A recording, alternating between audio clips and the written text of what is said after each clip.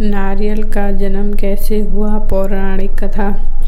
प्राचीन काल में सत्यव्रत नामक के एक राजा राज करते थे। वह प्रतिदिन पूजा पाठ किया करते थे। उनके पास किसी भी चीज़ की कमी नहीं थी। वह धन दौलत से लेकर हर प्रकार की सुविधा से समृद्ध थे। हालांकि इसके बावजूद भी राजा की एक अभिलाषा थी जिसे वह पूर्ण होने की चाह रखते थे। दरअसल राजा सत्यव्रत को किसी प्रकार से स्वर्गलोक जाने की इच्छा थी। वह अपने जीवन में कम से कम एक बार स्वर्गलोक के सौंदर्य को देखना चाहते थे, लेकिन उन्हें इसका मार्ग नहीं पता था। इधर दूसरी तरफ ऋषि विश्वामित्र अपनी तपस्या के लिए घर से बाहर निकले। चलते चलते वह अपनी कुटिया से काफ़ी आगे चले गए थे।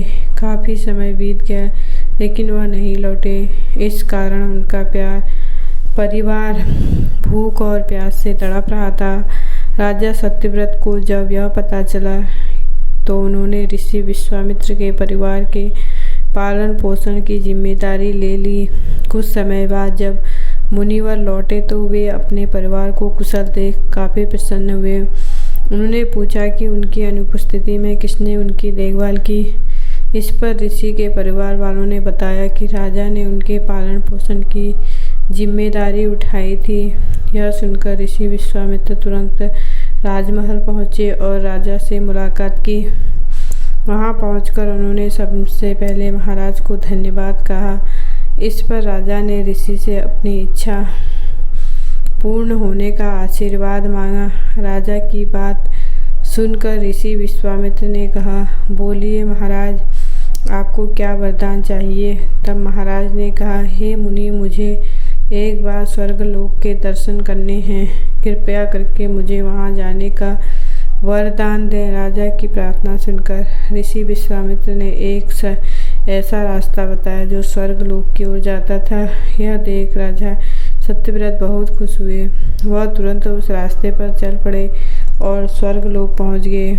यहाँ पहुँचते ही इंद्रदेव ने उन्हें नीचे धक्का दे दिया, जिसके कारण वो सीधे धरती पर जा गिरे। राजा सत्यव्रत ने तुरंत सारी घटना ऋषि विश्वामित्र को बताई। राज की बात सुनकर ऋषि विश्वामित्र गुस्से से आग बबूला हो उठे। उन्होंने तुरंत सभी देवताओं से इस बारे में बात की और इस समस्या का हल निकाला, जिसके बाद राजा के लिए एक नया स्वर्गलोक बनाया गया। नए स्वर्गलोक को पृथ्वी और देवताओं को स्वर्गलोक के बीचों बीच स्थापित किया गया था ताकि किसी को परेशानी न हो। नए स्वर्गलोक से राजा सत्यव्रत तो बहुत खुश हुए, लेकिन विश्वामित्र को एक चिंता लगातार सता रही थी। उन्हें डर था कि नया स्वर्गलोक कहीं जोरदार हवा के कारण गिर न पड़े। अगर ऐसा होगा तो राजा सत्यव्रत दोबारा से धरती पर जा गिरेंगे। काफ़ी सोच विचार के बाद ऋषि विश्वामित्र को एक उपाय सूझा। उन्होंने नए स्वर्गलोक के नीचे एक बहुत लंबा खंभा लगा दिया ताकि उसे सहारा मिल सके। ऐसी मान्यता है कि नए स्वर्गलोक के नीचे लगाया गया खंभा एक विशाल पेड़ के तने के रूप में बदल गया। यह नहीं, कुछ समय पश्चात जब राजा सत्यव्रत की मृत्यु हुई तो उनका सिर एक फल में तब्दील हो गया।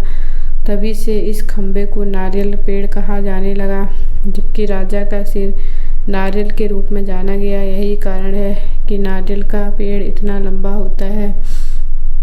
शिक्षा। इस कहानी से हमें यह सीख मिलती है कि अगर सच्चे मन से किसी की मदद करें तो हमारी हर ख्वाहिश पूरी हो सकती है।